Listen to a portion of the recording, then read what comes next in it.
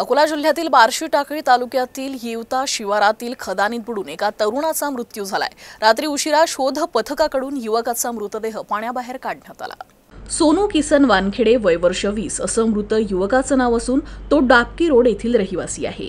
तो आपल्या मित्रांसह कुंभारी विजोरा मार्गावर असलेल्या येवता शिवारातील खदानीत पोहण्यासाठी गेला होता। दरम्यान पोहताना तो अचानक खोल पाण्यात बुडून बेपत्ता झाला।